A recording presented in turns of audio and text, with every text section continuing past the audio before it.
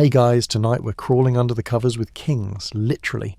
From sheep-hide pallets to satin-draped four-posters, you're about to learn exactly how England's monarchs slept through centuries of war, plague, betrayal, gout, and the occasional ghost. You'll share cramped bedchambers with conquerors and cowards, tiptoe past chamber pots, and flinch at the nighttime creaks of castles colder than your grandma's fridge. And spoiler alert, you probably won't survive the hygiene. So before you get comfortable, take a moment to like the video and subscribe, but only if you genuinely enjoy what I do here. And let me know in the comments, where are you watching from, and what time is it there? Now dim the lights, maybe turn on a fan for that soft background hum, and let's ease into tonight's journey together. You trudge barefoot through the early mist, brushing past thatch huts and smoke from damp wood fires. In the 9th century, England isn't England yet, it's a patchwork of kingdoms. But you're heading straight to Wessex, where King Alfred the Great is snoozing, sort of. His royal quarters are humble. If you were expecting canopies and scented pillows, think again. Alfred's bed is a straw-filled sack rolled out in the corner of a wooden hall right by the hearth. A sheepskin pelt adds a touch of softness, but mostly it smells like sheep. He doesn't have pyjamas. Nobody does. You both sleep in tunics stiff with sweat and smoke from daytime battles or endless council meetings. Tonight, Alfred's got a belly full of barley stew and boiled cabbage. He's muttering something about burning cakes. Yeah, those cakes. Historians still argue whether the whole tale of him being scolded by a peasant woman while hiding from Vikings is even remotely true, but it's a bedtime favourite nonetheless.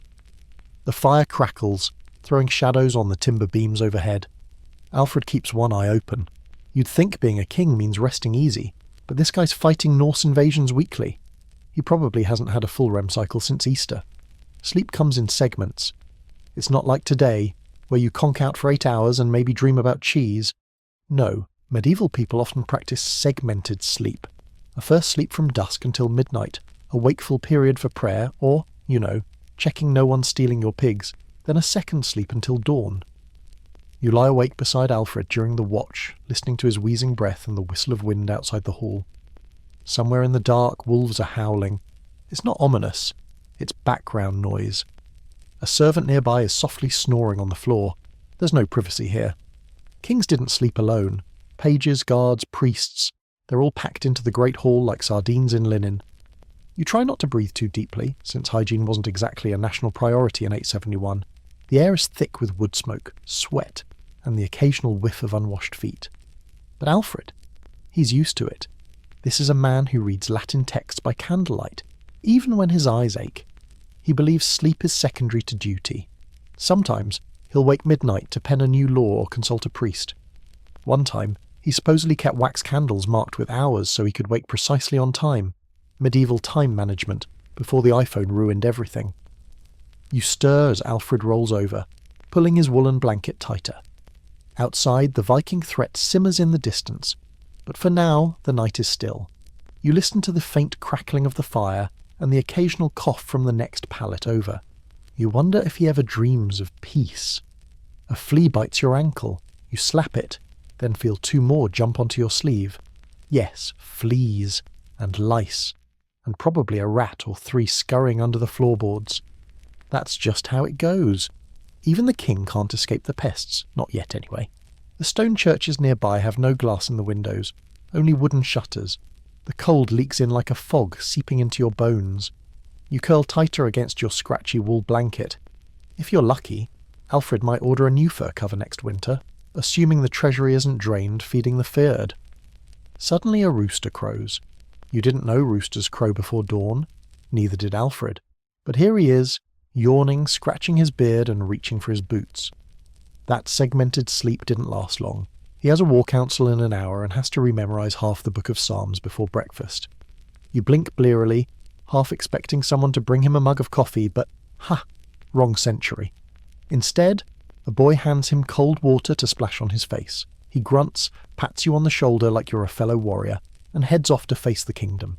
As for you, you lie back on the straw, itching and shivering, and wonder how anyone ever got anything done with sleep like this. You stumble out onto a chilly shore, the salty breeze tangling your hair, as you find yourself walking alongside King Canute the Great. Not the type of guy who'd be caught napping at court. Canute's got bigger fish to fry, literally and metaphorically. But right now, you're witnessing how this Viking-turned-English king catches some shut-eye by the sea. Picture this, a rugged king, his cloak flapping like a sail in the North Sea wind, seated on a weather-beaten wooden bench by the shoreline. The tide laps lazily, as if in a rhythmic lullaby. It's said Canute once commanded the tide to stop. Spoiler, the ocean didn't get the memo. And this bedtime moment carries a hint of irony.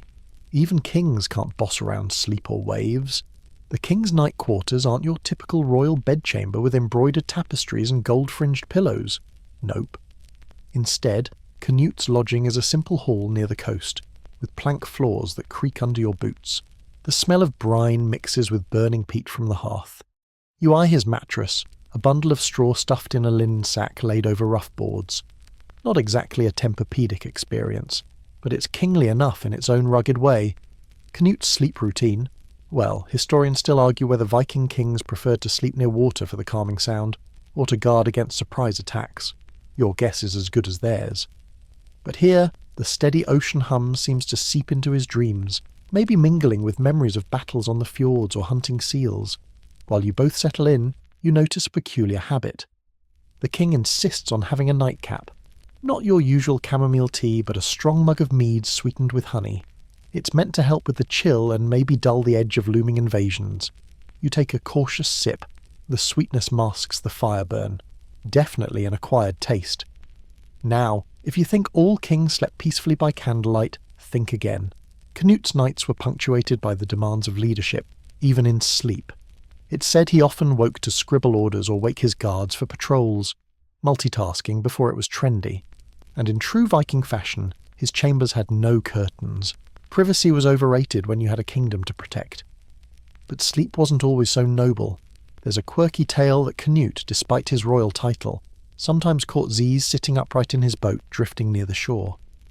Scholars debate if this was an actual practice or poetic license, but it paints a vivid image of a king so tied to the sea that even his naps were ocean-bound. You settle back against the cold wooden wall, listening to the tide's gentle slap. Canute snores softly, the mead doing its job. There's something oddly comforting about the steady rhythm of waves, the same that once battered his fleet. Still, you can't help but chuckle quietly. Here's a king who could command armies and subjects but couldn't stop a pesky tide or the stubborn sand in his bedroll. And maybe that's the point. No matter how mighty, the sea and sleep remain undefeated forces. Suddenly a gull cries overhead. You close your eyes and imagine the sea spray cooling your face, the world reduced to this simple moment of rest. The chill seeps in, but the warmth of mead and salty air wraps you like a rough but reassuring cloak. If you ever think your bed's uncomfortable, remember this. Canute's mattress was a sack of straw by the roaring ocean, and yet he ruled one of the largest kingdoms in Europe. So maybe good sleep isn't about the bed at all. You're now trudging up the mossy steps into a Norman stone keep where William the Conqueror reigned supreme. The chill from the granite walls seeps into your bones as you duck beneath a low oak lintel. No fluffy pillows or featherbeds here, just the cold reality of conquest and a draught that whistles through cracks like an angry minstrel. William's bedchamber is more fortress than comfort zone. A narrow wooden frame, rough planks barely covered by a thin mattress stuffed with straw and some horsehair, if you're lucky. The bedposts are crudely carved, no gilding or tapestries to soften the harshness. The flickering torchlight casts dancing shadows on the damp stone walls, and the air smells faintly of smoked meat and wet wool. You watch as William settles down, his chainmail armour long since removed, but his warrior's edge still evident in the way he flinches at every creak and groan. Sleep for him is a hard-won battle, much like his famous victory at Hastings. The guy could probably nap sitting on a pile of nails and still wake refreshed enough to plot his next move. Here's a fun twist. Historians still argue whether William slept with his weapons close by, or actually in his bed. Some say he kept his dagger under the pillow, ready for a midnight surprise attack. Others think that's just legend. But honestly, in this drafty castle, anything sharp is a good idea. You pull the thin wool blanket tighter around your shoulders as a rat scuttles near the hearth, and you try not to imagine it sharing the bed. William's sleep is broken and fitful, filled with visions of French nobles plotting rebellion and English lords ready to betray him. His dreams are less fairy tales, more Game of Thrones spoilers. There's no soft lullaby here, only the distant clang of armour and the occasional hoot of an owl outside. The Norman king's nights are punctuated by the drip of moisture seeping through the stone and the occasional murmur of guards pacing the hallways. Privacy? Forget it. Servants and soldiers share these quarters, turning the chamber into a cramped and noisy hive. Despite the austerity, William is a man of habits. Every evening before bed he insists on a hearty meal, salted pork and black bread washed down with ale strong enough to dull even a knight's nerves. Tonight you share in the feast, grimacing as the tough meat fights back against your teeth. As you finally lie down beside him, the bed creaks ominously, and you both silently hope it holds through the night. William's eyes close, but you sense he's already half alert, ready to leap up at the first sound. You try to imagine sleeping like this every night, with cold stones for walls, no curtains, and enough draughts to chill a dragon. But William is forged from tougher stuff. For him, sleep isn't just rest, it's preparation. Preparation for war, for leadership, for survival. And so, you drift off in that medieval chill, sharing the Norman conqueror's uneasy slumber, wrapped in wool and worry. You're seated at a rough-hewn wooden table flickering in torchlight, the air thick with the scent of smoked fish and flickering shadows. King Henry thus is settling in for his nightly ritual, which is less about the fluff of courtly leisure and more about the greasy realities of medieval life. Tonight you'll discover that royal dinners and sleep weren't always the elegant affairs you might imagine. Henry's stomach is still grumbling from the enormous eel pie he devoured earlier. Yes, eel. The man loved his fish so much he was nicknamed Beauclerc for his learning, but also reportedly had a habit of eating eel at night, which historians still argue may have contributed to his frequent bouts of illness.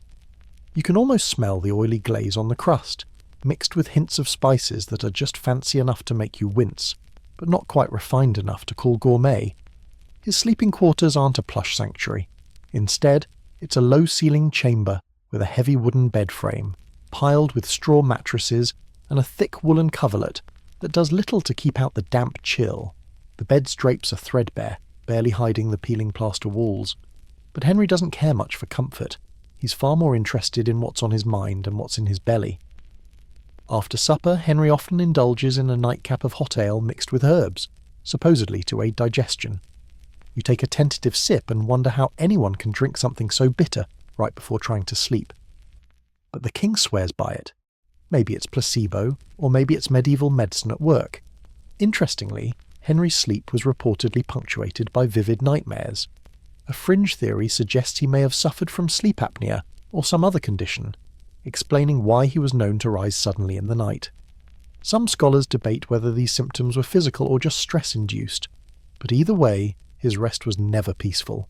Tonight, as you both lie on the stiff mattress, Henry mutters about political intrigues and the succession of the throne.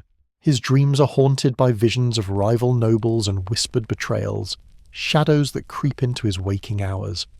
You try to focus on the sounds, the crackle of the fire, the distant calls of night watchmen, while the oily smell of last night's eel pie lingers in the room. Suddenly a rat scurries past your feet, reminding you that pest control wasn't exactly top-notch. Henry, half asleep, curses under his breath and pulls the blanket up to his chin.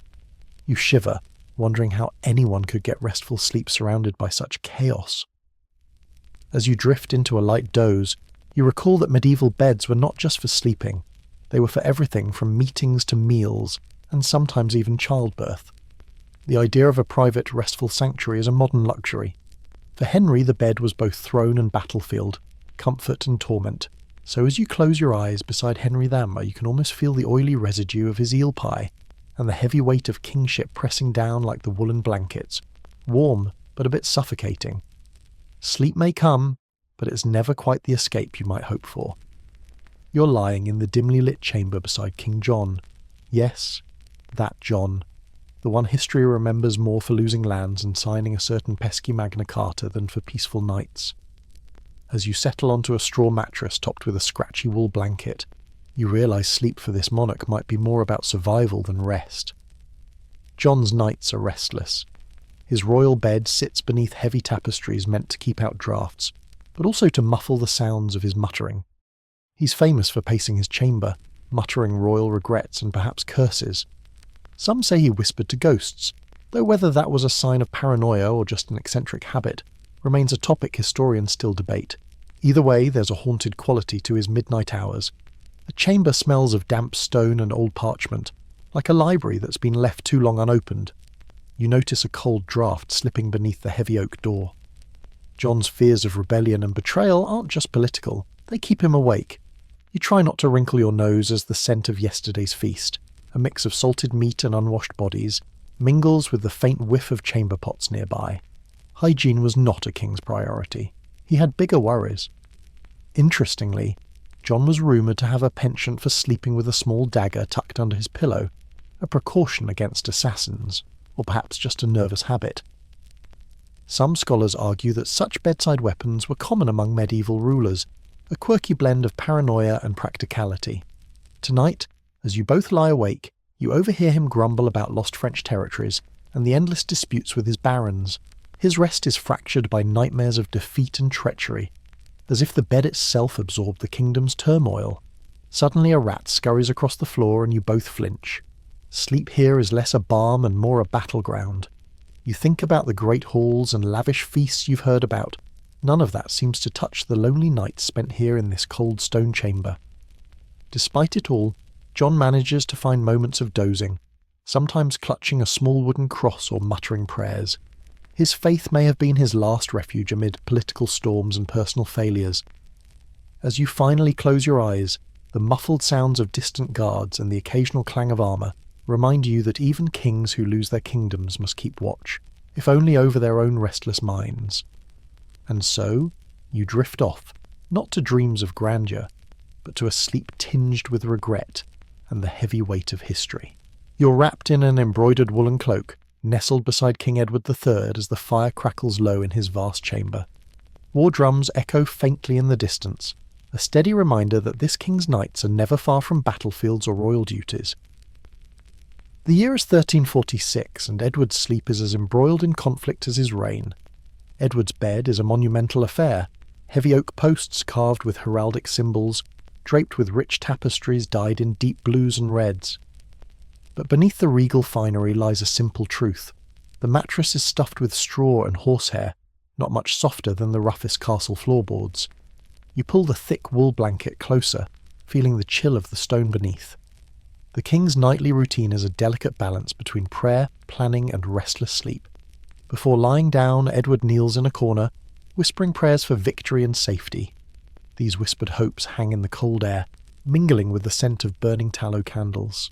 Some scholars still argue whether these prayers were truly for divine intervention, or more for calming a mind tormented by war. The flames flicker, casting golden light on Edward's tired face. His eyes close, but sleep doesn't come easily.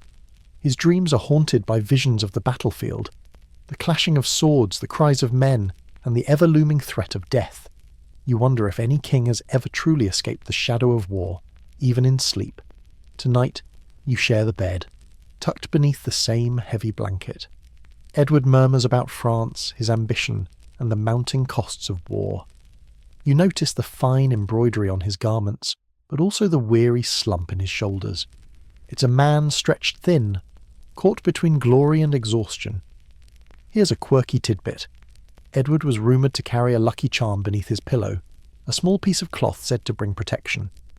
Whether superstition or simple comfort, it reveals a vulnerability beneath the king's hardened exterior. The sounds of the castle at night are a steady backdrop. The shuffle of guards, distant footsteps, and the occasional cough from a nearby servant. Privacy is scarce. Even kings share chambers with attendants and courtiers. You remember Alfred's drafty hall and wonder if the centuries have improved much. As sleep finally begins to claim you both, the distant war drums slow, replaced by the quiet breathing of those around you. The night is fragile, balanced on hope and fear. You drift off, cocooned in history, as Edward dreams of kingdoms won and lost, his slumber as battle-worn as his armour. You settle beneath heavy gilded drapes alongside King Richard III, whose chamber is less a bedroom and more a shimmering display of power and unease. The flickering torchlight bounces off jewel-encrusted walls, reflecting a kaleidoscope of colours on the thick tapestries that surround you. But despite the opulence, there's a restless energy in the air, like the room itself is holding its breath. Richard's bed is an imposing four-poster carved from oak, draped with velvet and silk, stuffed with the finest feathers the kingdom can afford. You sink into the mattress, marvelling at the softness, but the king's sleep is far from peaceful. He stares upward, eyes tracing the gilded ceiling, as if searching for some secret hiding in the gold leaf. The young monarch is plagued by anxieties that historians still debate. Some say political paranoia, others hint at mental illness. Whatever the cause, Richard's nights are filled with vivid nightmares that leave him waking in cold sweats. Tonight, you overhear him whispering fragments of poetry and lament, caught between the desire for control and the fear of losing it all. There's a quirky rumour that Richard slept with a collection of small animals, rabbits and birds, in his chambers, possibly as comfort companions or maybe a bizarre royal hobby. Scholars remain divided, but the idea of a king surrounded by furry friends as he wrestles with his demons is oddly humanizing. You notice the faint scent of lavender in the air, a rare luxury meant to calm restless minds. Yet, even with these comforts, Richard's sleep is fragmented, marked by sudden jerks and whispered prayers. Outside the chamber, courtiers gossip in hushed tones, and the distant clatter of armoured footsteps reminds you that this gilded cage offers little safety.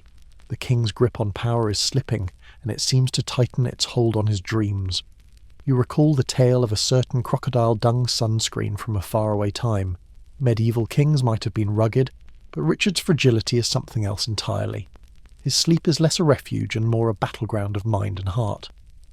As dawn creeps through stained glass windows, the young king sighs, eyes heavy but mind restless. You both rise, the weight of a kingdom pressing down even before the day begins, and you wonder, in all this gilded grandeur, whether the softest bed can ever soothe a troubled soul.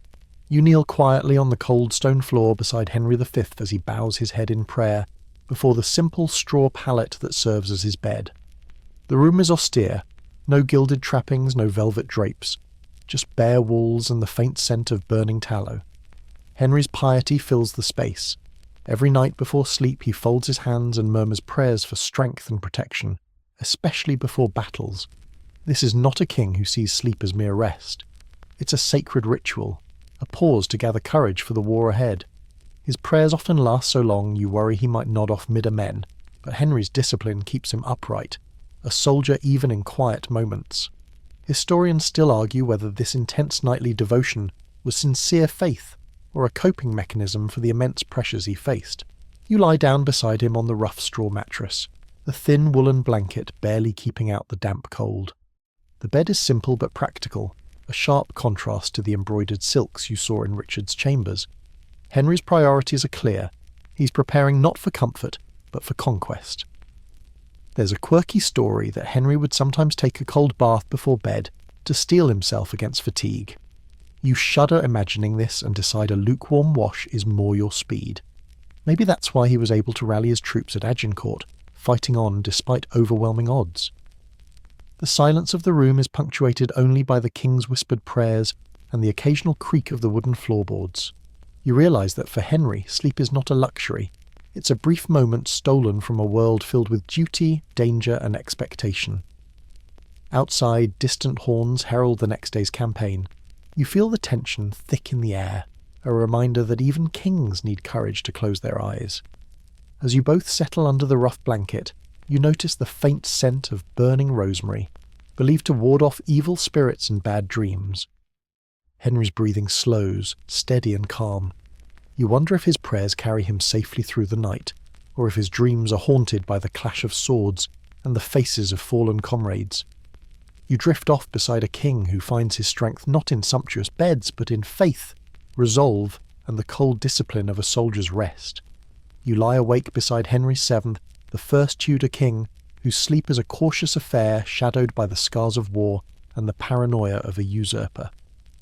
The bed you share is sturdy, solid oak carved with Tudor roses and heraldic beasts, but it offers little comfort against the heavy weight pressing on Henry's mind. Unlike earlier kings who might have welcomed a nightcap or an eel pie, Henry VII clutches coins even in his sleep, a symbolic gesture of control and security, or maybe just an old superstition. Historians still debate whether this was a genuine habit or a metaphor exaggerated by later storytellers, but either way, it paints a vivid picture of a king who trusted gold more than courtiers.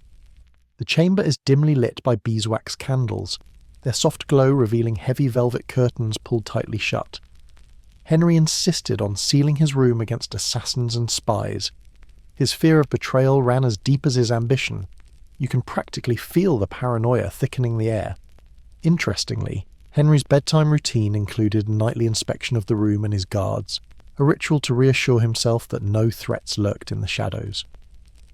You watch as he checks locks and adjusts tapestries with a restless energy that seems to echo through the centuries. The mattress beneath you is a modest affair. Layers of straw with a thin feather bed on top, barely enough to soften the hard planks beneath. You try to ignore the occasional draft sneaking through the stone walls and focus on Henry's heavy breathing as he finally succumbs to sleep. A faint scent of lavender mixed with wax and old parchment lingers in the air, Henry's attempt to create a calm oasis amidst the turmoil of his reign. Yet, even in slumber, the king seems alert, ready to wake at the slightest disturbance. You recall tales of Tudor nobles who claimed Henry sometimes slept fully armoured, ready for sudden rebellion. Whether that's fact or fancy, it's clear that rest was never a simple matter for a man who rose from exile to throne. As dawn approaches, you feel the tension slowly ease, though the shadows of doubt never quite leave the room. Henry VII's sleep is a fragile truce in a life built on conquest, caution, and a relentless quest for power. And as you rise with the new day, you wonder if any king ever truly sleeps easy, especially one who knows how to clutch both crown and coin tightly. You sink into the deep goose-feather mattress of Henry VIII, a king whose sleep is as grand and unpredictable as his reign. The bed itself is a masterpiece, an ornate four-poster draped with rich velvet curtains embroidered with Tudor roses and personal heraldry. The air is thick with the scent of roasted swan from earlier feasts, mingling with the faintest trace of musk and candle wax. Henry's snoring reverberates softly off the stone walls, a surprisingly human sound from a monarch known for his larger-than-life presence.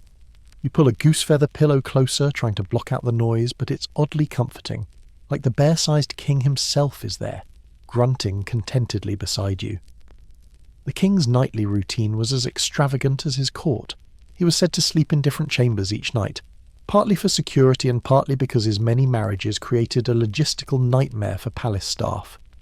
His mattresses were stuffed thick with feathers, sourced from geese fattened specifically for royal beds. The luxury contrasted sharply with the rough stone of his chambers and the constant political storm brewing outside. Here's a quirky tidbit. Henry reportedly suffered from insomnia and gout, leading to nights filled with restless tossing and sometimes waking groaning in pain. Historians still argue whether his medical troubles contributed more to his temper or his notorious late-night feasts. Either way, the man knew how to make a scene, even in sleep. Despite the comforts, the king's rest was frequently interrupted by palace intrigue, unexpected visitors, and his own tumultuous thoughts. The walls, thick and cold, did little to muffle the whispers of conspirators plotting just beyond the door.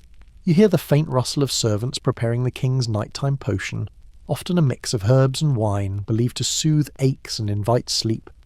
You eye the concoction skeptically, but in this era, a witch doctor's brew is just as good as any modern medicine.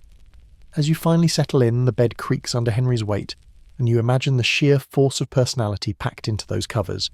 He's a king who commanded armies, broke marriages, and probably a few beds in his time. You close your eyes and wonder if anyone ever truly slept soundly in the Tudor era, or if every night was a battle between exhaustion and ambition, pillows and power. You lie quietly in the corner of Queen Elizabeth's chamber, the Virgin Queen herself burning the midnight oil, or rather her eyes, as she studies manuscripts and pens letters by flickering candlelight. Sleep is a rare visitor here. The room is filled with the scent of jasmine and old parchment, and the faint crackle of a small hearth offers little warmth against the cool stone walls. Elizabeth's bed is a majestic affair, silk and velvet drapes embroidered with the Tudor rose, surrounding a feather mattress so plush it almost seems a luxury she can't afford to indulge in fully.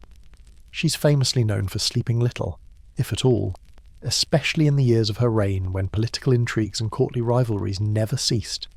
You notice her eyes, sharp and alert even as exhaustion tugs at her. Historians still argue whether Elizabeth's notorious insomnia was due to anxiety, sheer willpower, or something more mysterious like chronic illness. Either way, the Virgin Queen was never one for sweet dreams. Curiously, Elizabeth kept a collection of precious objects, tiny dolls, embroidered cushions and rare books, close at hand as comfort companions. It's a quirky contrast to her iron will, a reminder that even the mightiest monarch seeks solace. Despite the opulence, the Queen's nights were often punctuated by sudden awakenings and restless pacing. Courtiers whispered that she sometimes preferred to sit in her chambers through the night rather than lie down to sleep. You find yourself wondering if any mere mortal could keep up with such relentless energy. Outside, the echoes of the Tudor court linger, a mix of laughter, whispered plots, and the distant sound of music from late-night gatherings. Elizabeth's chamber is a world apart, both fortress and cage. As the night deepens, you watch her finally close her eyes, not in surrender, but in quiet vigilance. Sleep here is not surrender, it's a weapon wielded sparingly and strategically. You think back to those Viking kings sleeping by the sea, and smile. Elizabeth's insomnia is just another form of battle, fought in velvet and candlelight rather than mud and blood. You're wrapped in thick woolen blankets beside King James III, whose sleep is as heavy with superstition as it is with paranoia. The chamber's tightly sealed, windows shuttered against the cold night air, candles flickering behind thick velvet curtains to keep out any unwanted spirits or assassins. The smell of beeswax and damp stone clings to everything. James insists on a near-smothering atmosphere. Windows? Shut tight. Fresh air. Only if it's filtered through layers of cloth and prayer. You're sweating beneath the heavy covers, but the king's comfort is paramount, even if it means roasting in a suffocating cocoon. Historians still argue whether his fear of poisoning and witchcraft was a symptom of mental distress or just well-earned caution in a palace rife with intrigue. Before bed, James performs a meticulous ritual involving holy water, incense, and a small arsenal of charms to ward off evil spirits. You can't help but feel like you've stepped into a medieval ghost story, complete with spectral threats lurking in the shadows. Oddly enough, James also had a fascination with sleepwalking. Reports from the time describe him wandering through the palace at odd hours, sometimes in his nightclothes, mumbling strange phrases. Scholars debate whether this was genuine sleepwalking or a clever excuse for nocturnal politics. The bed itself is a bulky four-poster stuffed with goose feathers and lined with thick velvet. But comfort is secondary. Security is king. You notice several locks on the door and a small dagger tucked beneath the king's pillow. Whether to fend off intruders or just out of habit, it's a reminder that sleep for James is never completely peaceful. Despite the stifling heat and layers of protection, James's breathing is slow and even. You imagine his mind wandering through prayers, political scheming, and perhaps the occasional nightmare about witches casting curses on his reign. Outside the chamber, palace servants tread lightly, careful not to disturb the king's fragile rest. You're both prisoners of a world where trust is scarce, and every shadow might conceal a threat. As you finally close your eyes, the suffocating warmth and flickering candlelight blend into a haze. Sleep here is a battlefield, a constant fight between fear and the desperate need for rest. And you wonder if any king ever truly finds peace beneath such heavy covers. You pace beside Charles I on the night before his execution, the chill of the cold stone chamber wrapping around you like a shroud. The king's bed is stripped bare, no lavish curtains or feather-stuffed mattresses tonight, only the harsh reality of a monarch stripped of power and hope. This is a sleep unlike any other, charged with finality and dread. Charles doesn't lie down much. Instead he paces, his footsteps echoing softly, hands clasped behind his back. His face is pale, eyes heavy with the weight of impending doom. Historians still argue whether he spent this night in prayer or in restless wandering, but either way, sleep seems a distant luxury. The sparse room smells of damp stone, sweat, and the faint metallic tang of blood from past executions. There's a wooden bench where he occasionally sits, rubbing his hands and murmuring verses from the Bible. It's said he recited Psalm 51, "Have mercy on me, O God," a haunting soundtrack to the night. You notice a small wooden cross in his hand, worn smooth from constant gripping. It's a talisman of faith, but also of desperation. The king's mind drifts between hope and despair, loyalty and betrayal. Despite the stripped-down surroundings, Charles's pride remains. He refuses to sleep fully, as if surrendering to rest would be surrendering to fate. He's a man at war with time itself, counting the minutes until dawn and the executioner's axe. Outside, guards shuffle in the corridors, their presence a grim reminder of what awaits. The faint clinking of chains and whispered prayers from priests punctuate the silence. You remember the stories of kings who faced death with courage, but this is raw and real. There's no royal fanfare here, only the quiet gravity of a life ending. As you finally settle against the cold wall, you feel the weight of history pressing down and the fragile hope that even in the darkest night, a flicker of peace might be found. Sleep is elusive, but rest is necessary. For soon, the dawn will break on a world forever changed. You hover beside Oliver Cromwell's austere bed, a stark contrast to the royal extravagance you've seen before. The room is bare. Plain wooden walls, a straw mattress on a simple frame, and a single wool blanket folded neatly at the foot. There's no warmth here, only the cold discipline of a man who remade a nation through iron will. Cromwell's sleep is troubled, though not by luxury. His nights are haunted by guilt and visions. Some say he was tormented by the ghosts of those he condemned during the English Civil War. Historians still debate how much of this was spiritual torment versus physical illness, but it's clear that rest was never truly peaceful for him.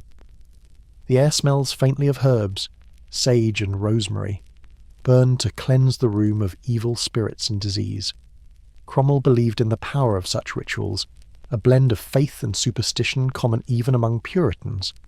A quirky story from his life suggests he sometimes slept fully clothed, ready to rise at a moment's notice. Whether this was practical paranoia or a symbol of his readiness for divine mission, it adds a human layer to the iron-fisted leader. You notice the faint creak of his bed as he shifts restlessly, murmuring prayers and scripture. Despite the harsh surroundings, there's a fragility beneath his stern exterior, a man burdened by the cost of his own power. Outside, the quiet of the night is broken only by distant church bells and the occasional murmur of guards. Cromwell's chamber is a fortress of solitude, but also a prison of his own making. You wonder if the man who abolished the monarchy found any solace in sleep, or if his nights were a battleground for conscience and ambition. As the darkness deepens, you feel the weight of history pressing in, and the fragile hope that even the hardest souls might find rest. And with that thought, you drift into the uneasy sleep shared by kings and revolutionaries alike. You try to find sleep amid the lively chaos of Charles II's Restoration Court, a sharp contrast to Cromwell's sombre austerity. The chamber is filled with the muffled sounds of laughter, dogs barking, and the clinking of goblets as courtiers gather for late-night revelry just beyond the door. You're tucked into a modest bed near the king's, surrounded by spaniels and the faint scent of rosewater and tobacco. Charles II was famous for his hedonistic lifestyle, and his sleep reflected it, interrupted, indulgent, and occasionally drowned by the sounds of his raucous court. Historians still argue whether his penchant for late-night parties was escapism or a calculated display of power and charm. The king's mattress is thick and feathered, covered with embroidered linens that whisper tales of romance and scandal. You notice the flickering glow of candlelight illuminating the gilded carvings on the bedposts, casting playful shadows that dance along the walls. Despite the merry sounds, Charles's breathing is steady, even if his rest is frequently punctuated by the occasional snore or bark from his dogs. It's a reminder that behind the public spectacle, he's just a man trying to catch a few hours before the court's next affair. A quirky detail, Charles reportedly kept a collection of spaniels in his chambers, believing their presence soothed his nerves and kept bad dreams at bay. Whether superstition or genuine affection, it adds a warm, oddly domestic touch to royal life. You think back to James I's smothering bed and Henry VIII's feathery extravagance, realizing that no matter the century or personality, kings' nights are as varied as their reigns. As the laughter swells and fades, you close your eyes, comforted by the chaotic energy that marks this restoration of monarchy and merriment. Sleep here is a party, but one you hope won't last too late. You adjust the 14 pillows propping up Queen Anne, whose royal chamber resembles a fortress more than a place of rest. The air is thick with the scent of lavender and beeswax, mingling with the faint mustiness of the old tapestries that hang heavy on the walls. Anne's sleep is as cluttered and uncomfortable as her tangled lineage, a burden she carries even in dreams. Her bed is enormous, a sprawling four-poster piled high with feather mattresses and silken covers, yet it offers little relief. The Queen suffers from chronic pain and illness, and her nights are filled with tossing, turning, and the frequent need for warm compresses and soothing ointments. Historians still argue whether her ailments were physical, psychological, or a mix of both. But one thing's clear: sleep was a battleground. You watch as she shifts beneath the heavy blankets, each movement slow and deliberate. The piles of pillows around her are both support and barrier, keeping her propped up to ease her suffering but also isolating her from restful sleep. A quirky but endearing detail. Anne reportedly insisted on having hot water bottles filled with heated stones to ease her aches. While effective, it meant the bed was often too warm and made falling asleep even more difficult. You feel the warmth radiating as you lie nearby, imagining how this must have felt on cold, damp nights. The chamber is quiet except for the soft ticking of a distant clock and the occasional sigh from the Queen. Courtiers rarely disturbed her at night, both out of respect and fear, but servants were always on hand to attend her needs. You recall the contrast to Henry VIII's boisterous nights and Elizabeth's sleepless vigilance. Anne's sleep is a slow, aching retreat from a world that never quite allowed her peace. As you finally drift toward rest, you're left with a gentle whisper of empathy for a queen who bore her crown and her pain with quiet dignity. And in the stillness, the pillows and blankets cradle a weary monarch, fighting for every moment of peace. You sit quietly by King George III's bedside, watching the candlelight flicker across the pale, troubled face of a monarch whose sleep teeters on the fragile edge of sanity. The year is 1810, and the world around him is shifting with the tides of revolution and empire, but inside this chamber, the battle is far more personal. George's bed is grand yet heavy, draped in rich fabrics and layered with feather mattresses, but comfort is elusive. The king's sleep is disturbed by periods of lucidity interrupted by confusion, as he battles what we now recognise as episodes of mental illness. Historians still argue whether his condition was porphyria, bipolar disorder, or something altogether different, but the toll on his rest is undeniable. The room smells faintly of lavender and camphor, scents intended to soothe restless minds. Nurses and attendants move silently, careful not to startle the king during his fitful nights. You notice his eyes fluttering behind closed lids, expression shifting between peaceful repose and anxious torment. George's nightly routine includes various remedies: herbal infusions, cool compresses, and gentle rocking, all aimed at coaxing him into calm sleep. You watch as an attendant gently adjusts his pillows, mindful of his fragile state. There's a poignant, quirky detail from his reign. The king was known to talk to animals, especially dogs, during moments of clarity and confusion alike. It's said that these gentle companions provided a balm against the chaos in his mind. Outside the chamber, the heavy silence contrasts with the turmoil within. You can almost hear the ticking clock marking the slow passage of troubled nights. As you lie beside the monarch, you feel the weight of history pressing softly, a reminder that even kings are vulnerable to the frailties of the mind and body. And as the night deepens, you hope that somewhere between the shadows and candlelight, peace might find him, if only for a moment. You tiptoe softly through Queen Victoria's dimly lit chamber, where the atmosphere is thick with mourning and memories. The air is heavy, scented faintly with lavender and old paper, the remnants of letters and keepsakes piled carefully around her bedside. Since Prince Albert's death, sleep has become a rare and fragile refuge for the grieving queen. Her bed is a monumental affair, layered with thick feather mattresses and blankets, but comfort is elusive. Victoria's nights are haunted by sorrow, and she often spends hours awake, clutching her mourning gown or staring into the flickering candlelight. Historians still argue how much her grief shaped her restlessness versus the natural aging process. But either way, her sleep is fractured and filled with long periods of wakefulness. You notice the meticulous care with which her attendants arrange the pillows and curtains, attempting to create a sanctuary from the outside world. Yet no amount of softness can fully shield her from the weight of loss. A quirky, yet tender detail. Victoria was known to keep a lock of Albert's hair close to her pillow, a small, intimate token that accompanied her through countless sleepless nights. Whether it brought comfort or intensified longing, it remains a poignant symbol of love and loss. As you watch, the Queen's breathing slows, but her eyes remain closed only briefly before flickering open again. The faint ticking of a clock is the only sound in the room, marking time in a life now defined by absence. You think back to Henry VIII's feathery extravagance and Elizabeth's relentless energy, realizing that each monarch's sleep is shaped as much by their emotions as by their surroundings. And in this quiet chamber you sense the fragile line between rest and sorrow, a delicate balance only the heartbroken can understand. As dawn approaches, you settle gently beside Victoria, offering silent solidarity to a queen whose nights are long and whose memories are longer still. You stand amid the smoky haze of an Edwardian bedroom, where King Edward VII lounges amid satin cushions and a faint aroma of cigar smoke. The air is thick with whispered scandals and the soft rustle of silk, a far cry from the austere chambers of his ancestors. This is a world of leisure and indulgence, where sleep is as much a social event as a necessity. Edward's bed is a plush affair, draped in luxurious fabrics and surrounded by ornate furnishings. Yet, behind the comfort lies a man burdened by expectations and a body strained from years of excess. Historians still debate how much his lifestyle contributed to his health issues and restless nights. But it's clear sleep was often interrupted by discomfort and worry. The king's nightly routine includes cigars and brandy, indulgences believed to soothe his nerves. You watch as he reclines, puffing softly and chatting with a favoured mistress or advisor in low tones.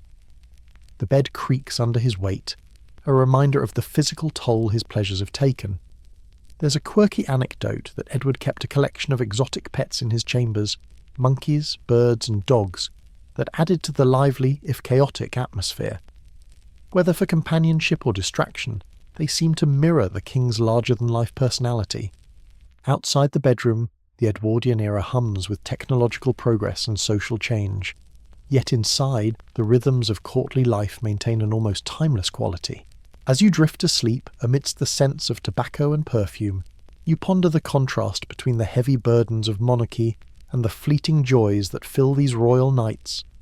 In this chamber, sleep is both a respite and a stage, where a king's final act is played out beneath satin sheets and whispered secrets. You tuck in beside George VI, the wartime king whose nights are heavy with responsibility and quiet courage. The room is modest, far removed from the gilded extravagance of earlier monarchs.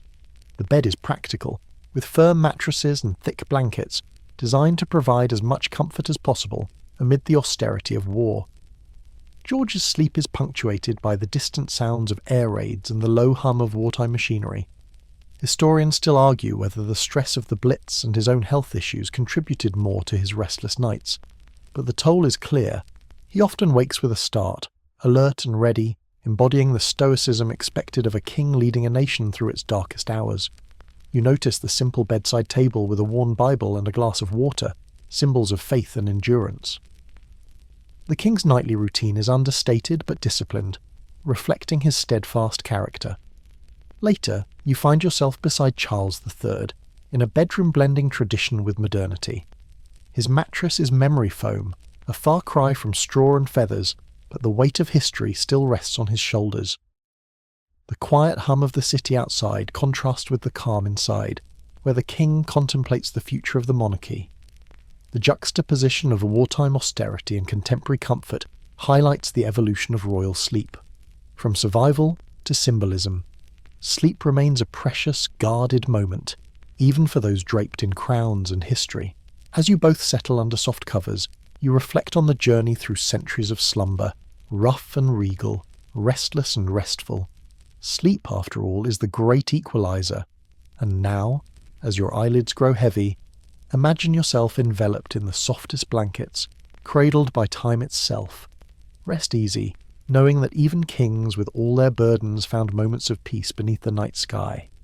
Good night. The night deepens, and the world softens into a gentle hush. Each breath slows, each muscle unwinds, and the tapestry of history you've shared fades into a quiet dreamscape. Imagine the cool rustle of sheets, the whisper of curtains stirred by a mild breeze, and the comforting warmth of a bed that cradles you like a cloud. You're safe here, in the quiet fold between dusk and dawn, where time blurs and all worries slip away. The echoes of kings long past settle into peaceful silence, their stories folded like soft blankets around your mind. Let your thoughts drift, light as feathers, floating free. The crown's weight lifts, replaced by a serene calm that gently pulls you deeper into rest.